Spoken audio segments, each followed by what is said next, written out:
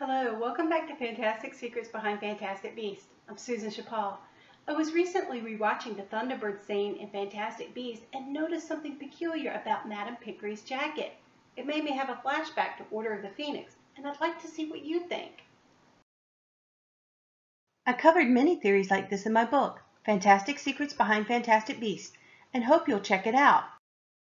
The video I have for you today is more of a question than a theory. I'd like your help in exploring a curiosity I haven't been able to find anything about online. I want to show you a couple of images for Seraphina Picquery. First, look at her dress in the pentagram scene.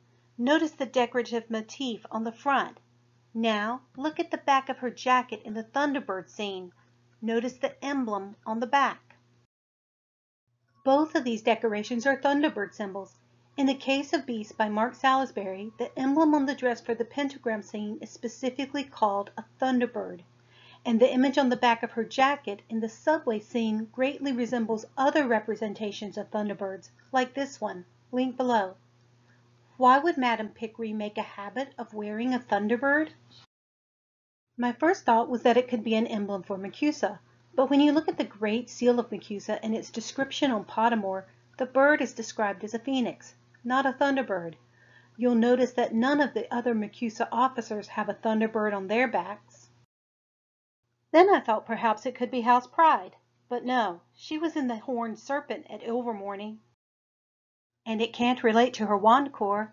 That came from a Rougarou. Perhaps it's a personal statement from Madame Picquery. Could it have something to do with her family heritage? Or maybe it's an academic society. We know she was highly esteemed at school. Or maybe I'm just overanalyzing everything and there's nothing to it at all. The only connection I can make between a Thunderbird and Madame Picquery is in the number of wings. As we discussed in a prior video on Seraphina's possible relationship to Credence Barebone, her first name is from Seraphim, one of the highest order of angels. These angels, who were often depicted as the closest and most faithful to God, are known for having 6 wings.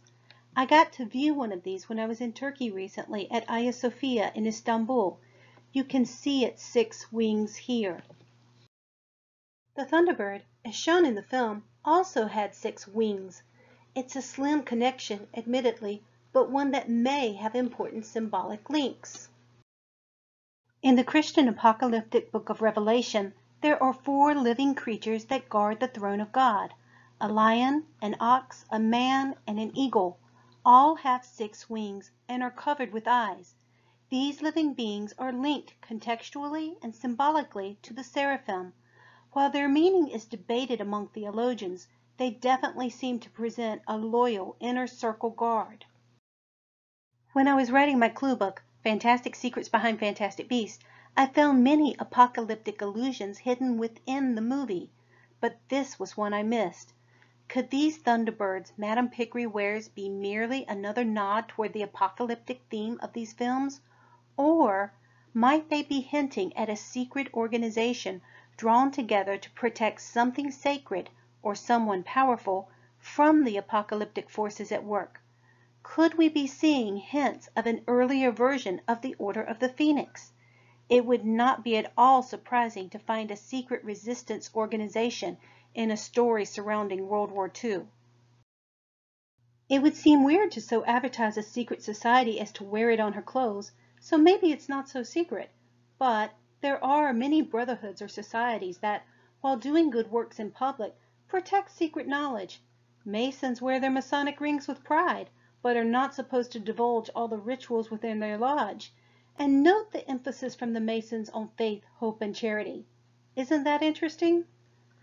Likewise, in antiquity, the Pythagorean Brotherhood were well known for their secrecy, but made their presence known to other brothers with the pentacle they wore.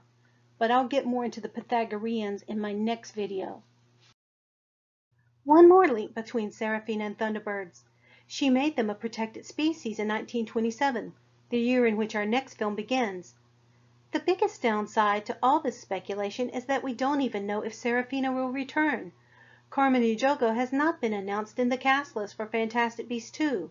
Still, upheaval within MACUSA has been hinted at with the return of Abernathy. We may yet see Seraphina again in a future film, even if not the next one. Before we finish, I'd like to direct you to a new fan theory uploaded by a member of this community. She's publishing under the name Bestiary, and she's got a great video furthering the discussion on what those symbols in the pentagram office might mean. Bestiary also explores what we might expect to see of Durmstrang in the coming films, and if there might be a link with the two Icelandic actors. As Bestiary is from Finland, she provides an informed perspective of the Durmstrang region, and I recommend you check it out.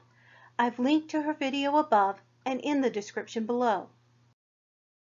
What do you make of this connection? Is it possible we'll see Madame Picquery again, or a Fantastic Beasts version of the Order of the Phoenix?